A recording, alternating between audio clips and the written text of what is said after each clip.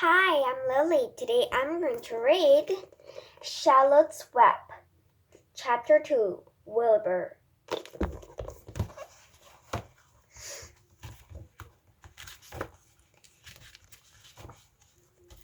Fern loved Wilbur more than anything. She loved to stroke him, to feed him, to put him to bed. Every morning, as soon as she got up, she warmed his milk. He tied his bib on and held the bottle for him. Every afternoon, when the school bus stopped in front of her house, she jumped out and ran to the kitchen to fix another bottle for him. She fed him again at supper time, and again just before going to bed. Mrs. Albert gave him a feeding around noontime each day.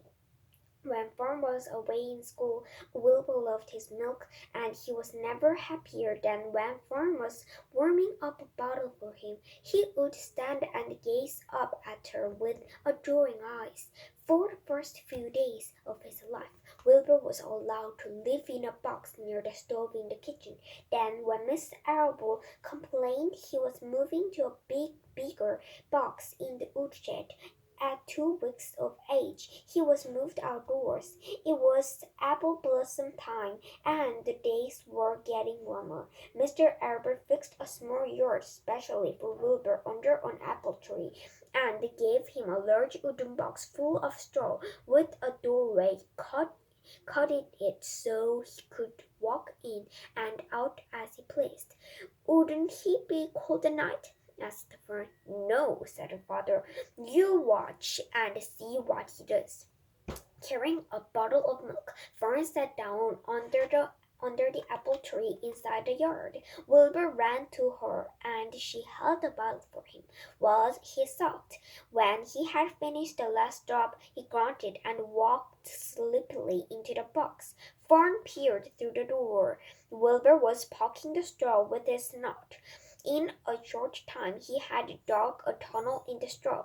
He crawled into the tunnel and disappeared from sight, completely covered with straw. Fern was enchanted. It relieved her mind to know that her baby would sleep covered up and would stay warm. Every morning after breakfast, Wilbur walked out to the road with Fern and waited with her till the bus came. She would wave goodbye to him, and he would stand and watch the bus until it vanished around a turn. While Fern was in school, Wilbur was shut up inside his yard, but as soon as she got home in the afternoon, she would take him out, and he would follow her around the place. If she went into the house, Wilbur went too. If she went upstairs, Wilbur would wait at the bottom step until she came down again. If she took her doll for a walk in the door carriage, Wilbur followed along. Sometimes on these journeys, Wilbur would get tired, and Fern would pick him and put him in the carriage alongside the doll. He liked this. And if he was very tired, he would close his eyes and go to sleep under the doll's blanket. He looked cute when his eyes were closed, because his lashes were so long. The doll would close her eyes too, and Fern would wheel the carriage very slowly and smoothly, so as not to wake her infants.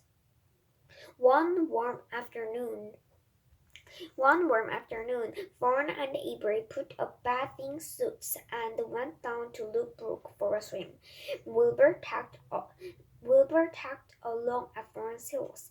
When she waded into the brook, Wilbur waded in with her too. He found the water quite cold, too cold for his liking. So while the children swam and played and splashed water at each other, Wilbur amused himself in the mud along the edge of the brook, where it was warm and moist and delightfully sticky and oozy.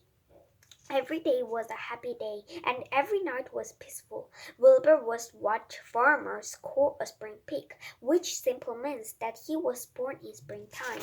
When he was 5 weeks old, Mr. Albert and he was now big enough to sell and would have to be sold.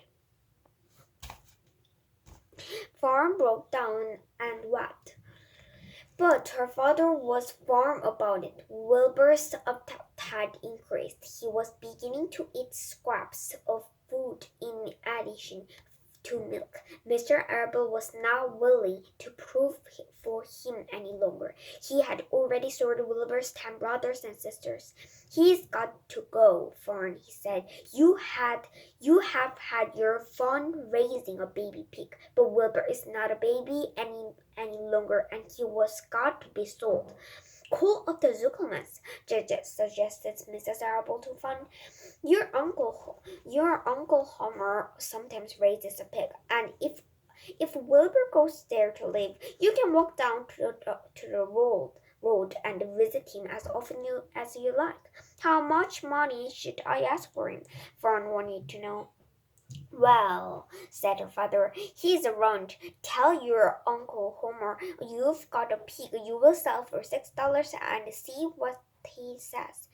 It was soon arranged. Fern phoned and got her Aunt Edith, and her Aunt Edith hollered for Uncle Homer, and Uncle Homer came in front of the barn to talk to Ben.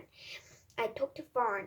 When he heard that the price was only $6, he said he would buy the pig. Next day, Wilbur was taken from his home under the apple tree and went to live in a manure pile in the cellar of Zuckerman's barn.